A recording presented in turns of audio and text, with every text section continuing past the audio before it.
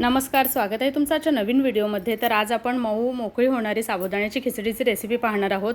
तर त्यासाठी भाजलेले शेंगदाणे घ्यायचे आहेत मिक्सरच्या भांड्यामध्ये। आपल्याला जेवढं तिखट हवं आहे त्याप्रमाणे हिरवी मिरची घालायची, जिरं घालायचं आणि शेंगदाण्याचा कूट करून घ्यायचा।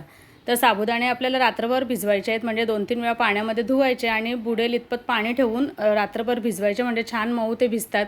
आता शेंगदाण्याचा कूट साबुदाण्यामध्ये घालून आपल्याला जेवढं गोड हवं आहे त्याप्रमाणे साखर आणि मीठ घालायचं, चवीप्रमाणे मिक्स करून घ्यायचं। आता फोडणीसाठी कढईमध्ये तेल घातलं, तुम्ही तुपावर पण फोडणी देऊ शकता।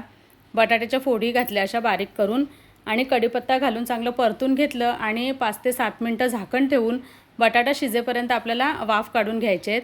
बटाटा शिजल्यानंतर त्यामध्ये आपल्याला आपण जे शेंगदाण्याचं कूट घालून मिक्स करून ठेवले होते साबुदाणे ते घालायचे, चांगले परतायचे 2-3 मिनिटं आणि थोडंसं त्यामध्ये आपल्याला तूप घालायचं आहे आणि तूप घालून आपल्याला पुन्हा 5 मिनिटं एक वाफ काढून घ्यायचे आणि वाफ काढल्यानंतर झाकण काढून हे बघा, हे साबुदाणे आपले मस्त एकदम मऊ शिजलेत आणि कुठेही चिकट वगैरे झालेली नाही साबुदाण्याची खिचडी।